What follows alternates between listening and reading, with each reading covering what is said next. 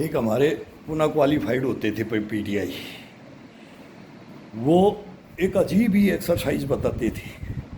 फिर हमने अपने गुरुओं को, जो पुराने गाँव के अंदर थे, छुट्टी आते थे, तो हमने बताया कि सर ये एक विधि, वो फिर करके देखते थे। देखो कहाँ की विद्या कहाँ पर यूज़ करते थे। जो जिंदगी भर कुश्ती कबड्डियाँ खेलते रहे, जो शरीर के ऊपर ही जी जान लड़ाते रहे, शरीर का ही जानते रहे, तो ये संस्थाएं हैं, ये टेक्निक हैं, ये शरीर को जज़ब करने की क्रियाएं हैं। अब वो क्या बोलता था कि जीभ को निकाल करके इससे करना है, चेस्ट के लगाओ जीभ और पुशअप मारो, बाहर निकालो जीभ को और पुशअप लगाओ, साइड में कंधे के जीभ को टच करो और पुशअप निकालो। अब इसके साथ निकालेंगे तो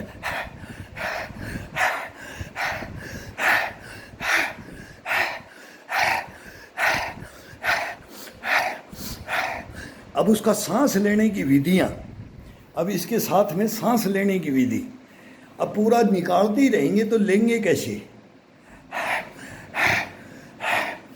तो सांस को नाक से खींचते खिंचवाते नहीं थे, बोले जब तक इसको 10 दफ़ा टच करने, 5 दफ़ा रोकेंगे सांस को और 5 दफ़ा इस कंधे को और इसको टच करेंगे, इधर ये इधर दोनों कंधों को टच करेंगे, तो ये नाक अपने आप सांस लेने लग जाएगा, ये ऑटोमेटिक हो जाता है। कोई भी भाई करके देखे इसको, उनकी बहुत याद आती है, मैं बहुत बार करता हूँ। फिर ये बोलेंगे ये कौन सा पागलपन है, फिर यही बोलेंगे कि ये मतलब मजाक बना दिया है, ये कई मतलब कमेंट्स में आते हैं, ये बेसिक नहीं जानता है, रूल रेगुलेशन नहीं जानता है भाई, ग्राउंड हो गई नहीं जाने ना रूल रेगुलेशन, और फिर वो तो हम क्या बताएं, बगैर टोंट और बगैर लठ कोई फिर समझता नहीं है।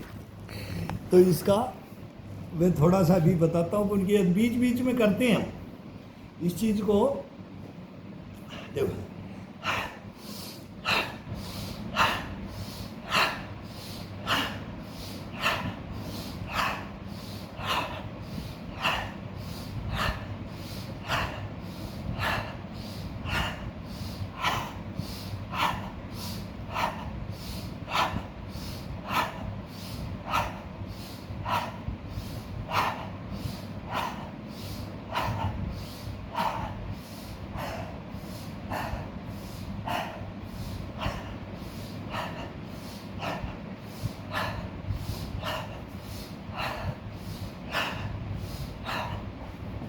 इसका वो क्यों करवाते थे, वो आज काम आ रहा है। जो सभी लिखते हैं ना जो कमेंट्स में, इससे फेस में चमक दमक रहती है।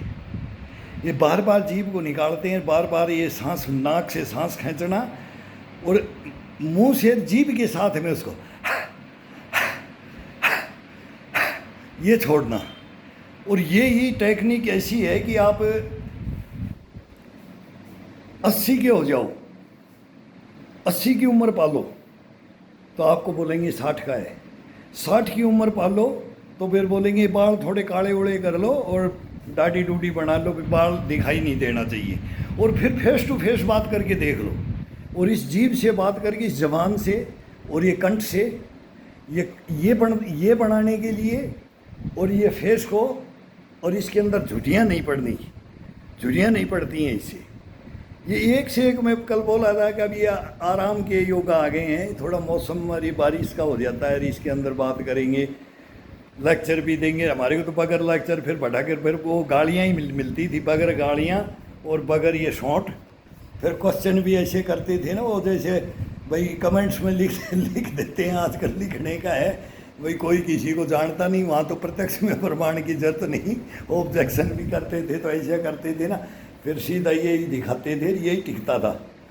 और ये मजाक मजाक में, अगर वो जब तक छेड़ेंगे नहीं तब तक उसका आनंद नहीं आता था।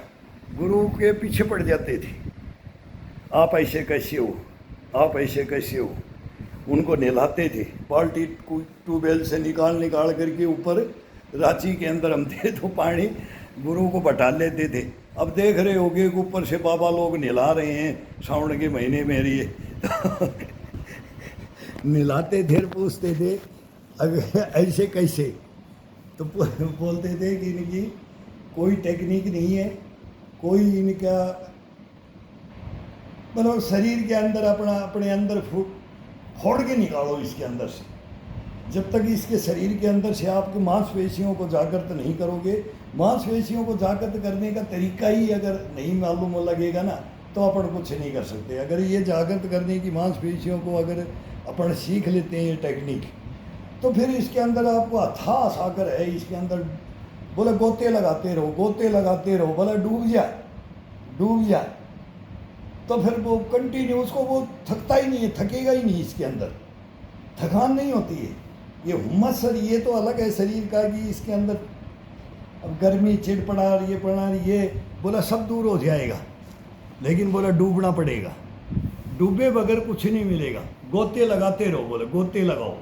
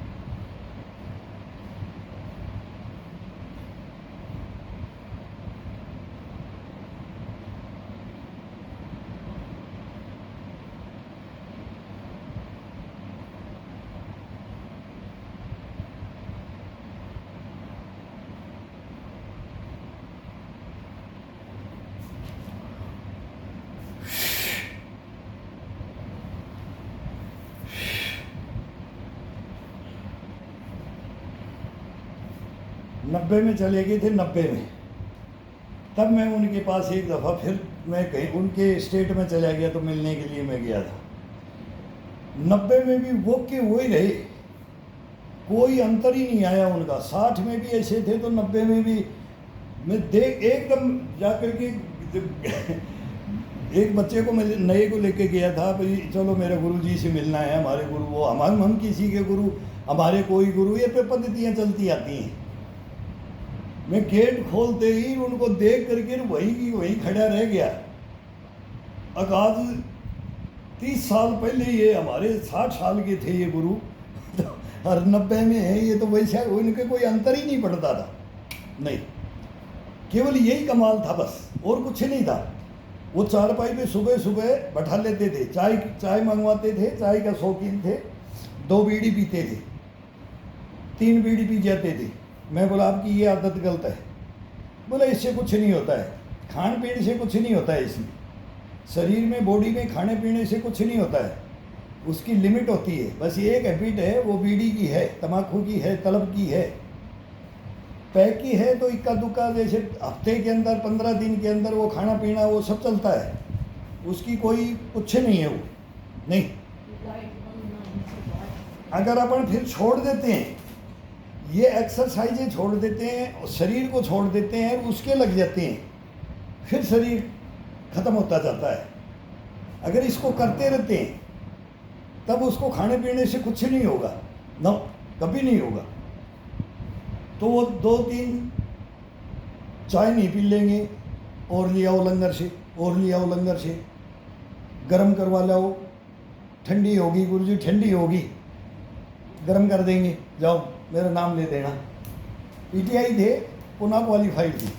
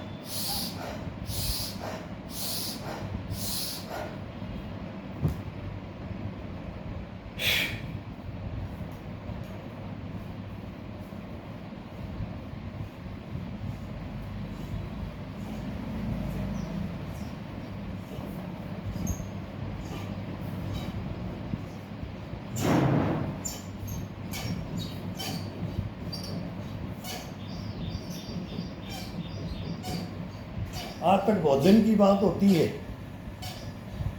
भोजन परिपूर्ण है, हमारे बराबर के थे, आज हमें ऐसे ही बराबर के थे। फिटनेस में ऐसे कि समझो ना कि थरथराते थे उसके सामने ग्राउंड के अंदर, आज क्या कराएंगे, आज क्या कराएंगे।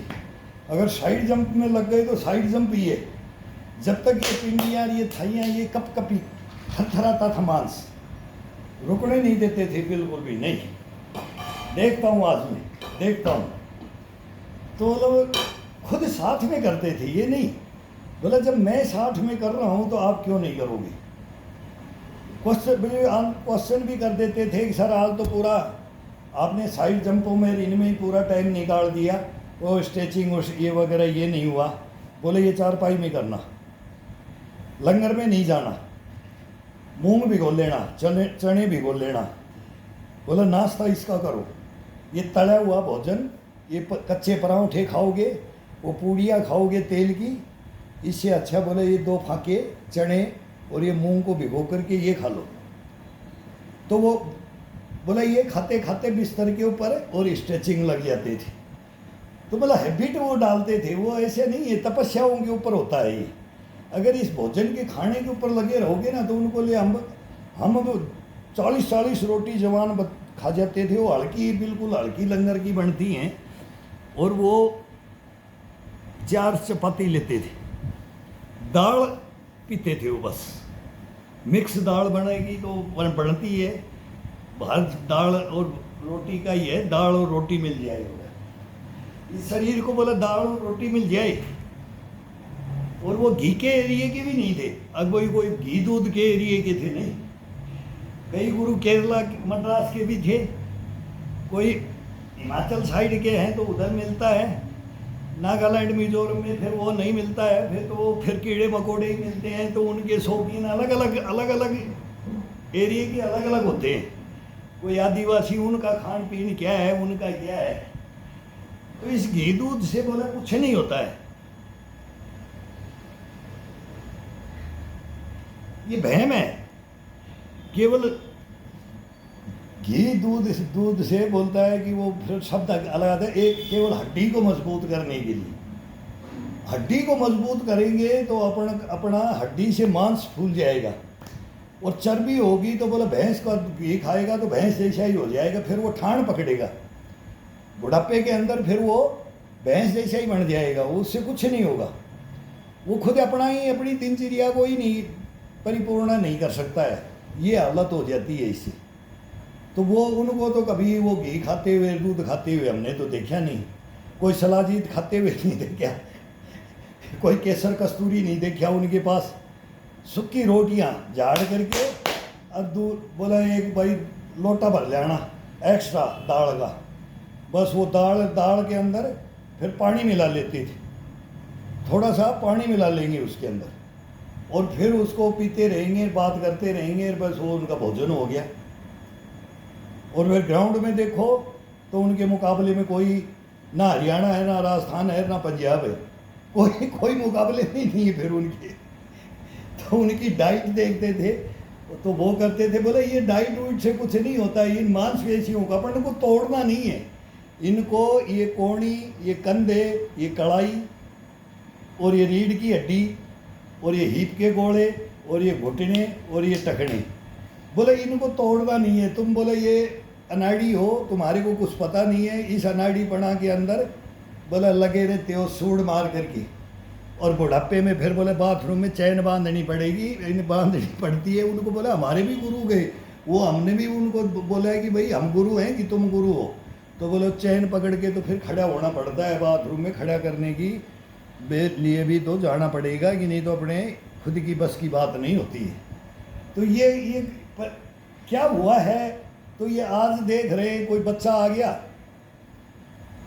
ये है, इसकी इतनी बीमारियां ख़त्म हैं, ये पेट को ऐसे करने, ये है रीढ़ की हड्डी के लिए, ये फलाना आसन है, ये धिकड़ आसन है। एक आसन का नाम बताने के लिए 1 घंटा लेक्चर दे करके उसको परिपूर्ण कर देते हैं कि मेरा लेक्चर मेरे को सब्सक्राइब करो और मेरा वोटिंग करो और इस मेरे चैनल पे आ जाओ और तुम्हारे को किंग कोंग बढ़ा देंगे। तो ये आ गया अभी। अब वो ऐसा नहीं बनाते थे, वो तो फिर सीधा ये दिखाते थे।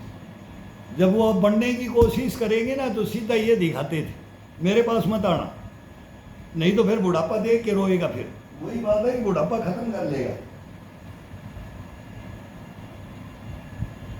मेन तो अपन क्या करते हैं कि अपने 50 की उम्र, जब लगभग 50 की उम्र को पार करते हैं, तब जीवन कैसे जिया जाता है, उसके लिए तो ये सारी ये मेहनत करते हैं।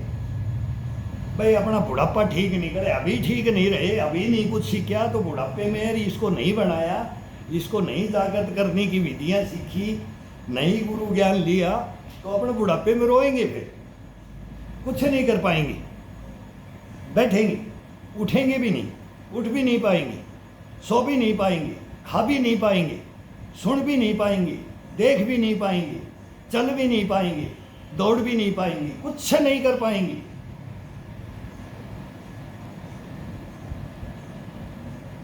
पूरा शरीर तो कंडम कर लेते हैं जवानी में।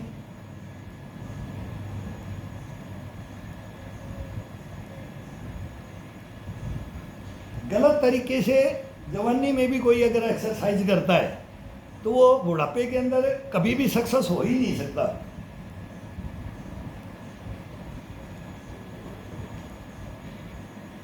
आज भी देख रहे हैं, हम भी देख रहे हैं। अब आने दो, 20-30 साल बाद में इनको आने दो।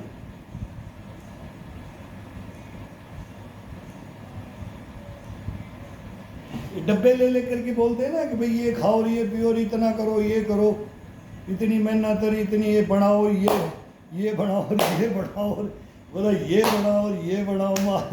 तो वो बुढ़ापे के अंदर क्या हाल होगा, मैं ये बोल रहा हूँ कि वो होगा क्या, हम तो पता नहीं चले जाएगी रहेगी नहीं ये इस उम्र है। लेकिन जब 60-65 में 70 में जाएंगे ना, तब देखना फिर क्या होता है। फिर अब बोलते हैं इतनी तो उम्र ही नहीं दी।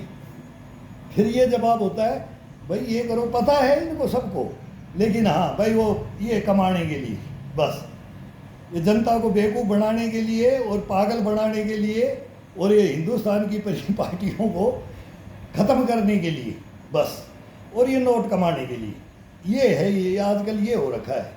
मैं सब यूट्यूब देखता हूँ और ये करता हूँ, तो भाई सब देख रहे हैं, दुनिया देख रही है यार, ये करेगा तो ये तो सक्सेस नहीं हो सकता।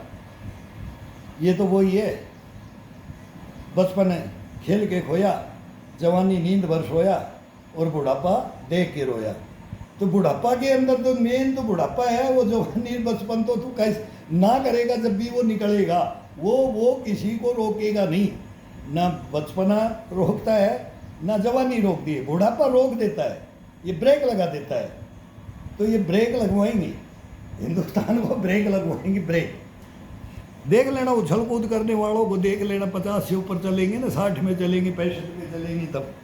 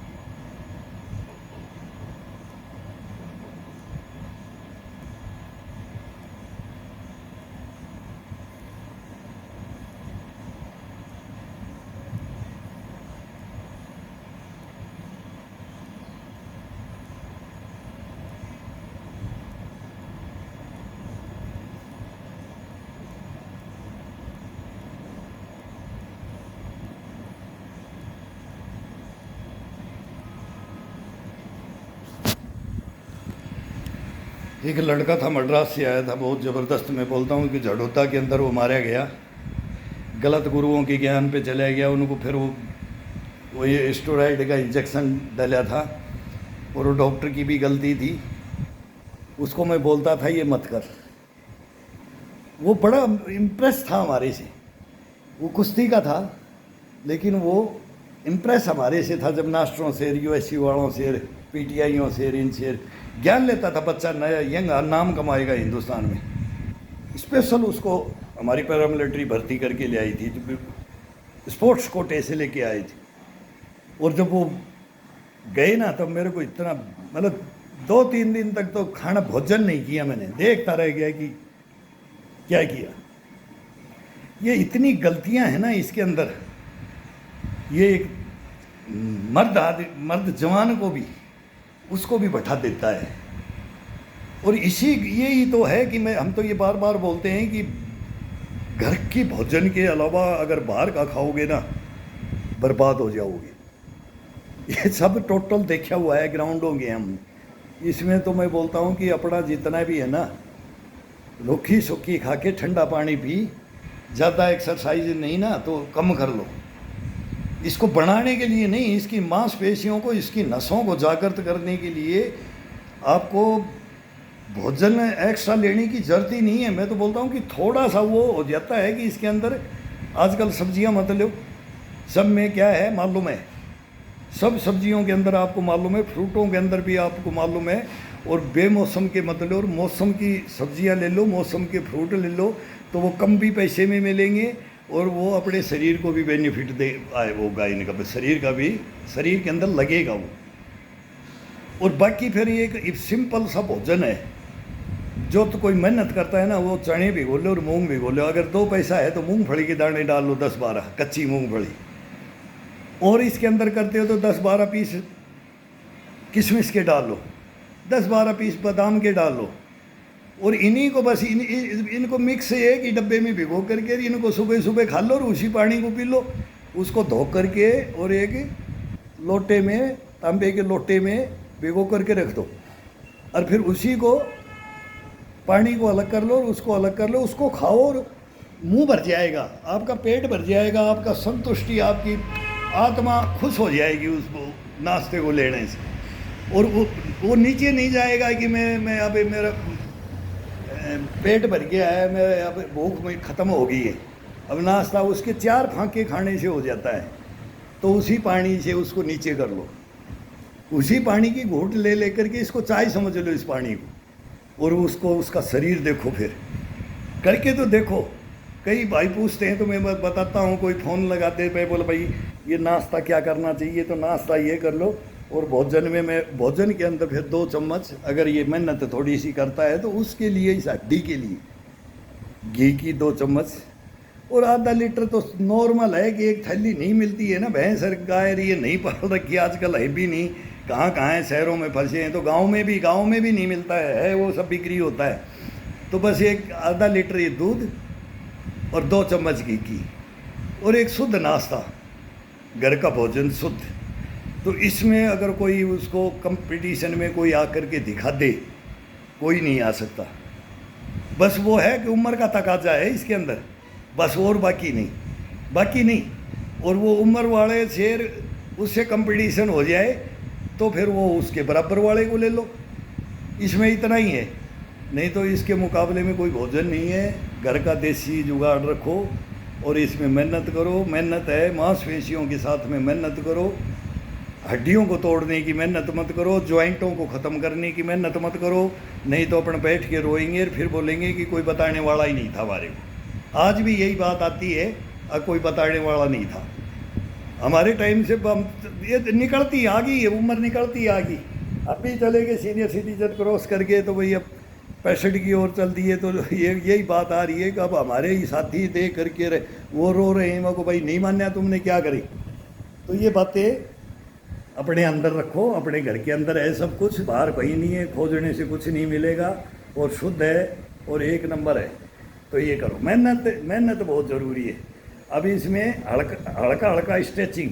अब मैं ही बोल रहा हूँ, इसके अंदर आँखों में भी पसीने आ जाते हैं। ये फैन भी तो फुल स्पीड में चल रहा है, फुल स्पीड में फैन है, और फिर भी इतना मतलब उम्मा सरी है। तो अभी इसके अंदर हल्का बस बात भी करते रहेंगे। अब ये 2.5-3 महीना ऐसे निकालेंगे और उबासी आ जाती है, पेट भर गया इसी इतनी वर्जी से। मतलब तीसरा राउंड है, 15 मिनट यहाँ बिस्तर में जगते हैं ना, खड़े होते हैं ना, कैसे खड़े होना है। पानी का लोटा अपना पेट में डालते रहो, घोट घोट लेते रहो, फिर लेटते रहो, एक बार फिर अंगड़ाइयाँ तोड़ते रहो, शरीर को स्ट्रेचिंग देते रहो, पेट को, इसको, नसों को इसको करो कि भाई मेरे अंदर, इसके अंदर बिल्कुल मल मूत्र तो नाम की चीज़ ही नहीं रहेगी। यही तो है इसका मेन। अगर पेट को रख दिया ना पढ़ने, तो पेट को और इसको तो अपने को रखना ही है। तो इसके अंदर स्ट्रेचिंग का 1 नंबर काम होता है। स्ट्रेचिंग करो और फिर बैठ के करो। अब हल्का हल्का यही चलेगा, फिर थोड़ा सा मेहनत, 200-400, वो भी फिर ताकत से नहीं, केवल पकड़ करके उसके ऊपर थोड़ा थोड़ा ऐसे झूलना है, बिल्कुल ताकत से नहीं। ताकत से आएगा गर्मी और सर्दी, और अब आएगा नॉर्मल तरीके से स्ट्रेचिंग, नॉर्मल तरीके से पुशअप या बैठक या कुछ भी, साइड जंप, कुछ भी करो, ये सब नॉर्मल तरीके से। बिल्कुल हड्डियों के ऊपर वजन नहीं जाने देना है, मांसपेशियों को छोड़ना नहीं है, इनको जाकर ऐसे कर देना है कि अब ये पकड़े हाथ में, ऐसे पकड़े तो हाथ को छुड़ा नहीं सके, ऐसे इसके अंदर ये नसें, इन नसों को जाकर कर दो बस। इसका ये सीधा सा सिंपल सा हिसाब है। अगर इन नसों को भी, इन हड्डियों को तोड़ लेंगे तो नसें अपने आप टूट जाएंगी, फिर ये मतलब ये तो सब पूरा शरीर ही कंडम हो जाता है। तो इसको अपने को कंडम नहीं करना, जिंदगी भर, जीवन भर ऐसे इसको चलाना है, और इतना हरकत करना है जितना ये मांगता है। नाजायज इसको करवाओगे, ज़बरदस्ती करवाओगे, डाइट देने की कोशिश करोगे तो अपाहिज और अपंग बन जाओगे। ये हमारी कहना है। ये करो, सिंपल सा काम करो, अपने घर घर का काम करो बस। कहीं जाएगी नहीं बॉडी कभी ज़िंदगी के अंदर, कभी हार नहीं सकती। ये सबको हरा देगा, ये हारेगा नहीं। ये बहुत शैतान है, इसके अंदर कभी डूब के देखो। बोले डूब जा, इसके अंदर डूब जा, फिर देखना तेरे को कैसे तैराता है। तो इसके अंदर डूब जाओ, डूबो।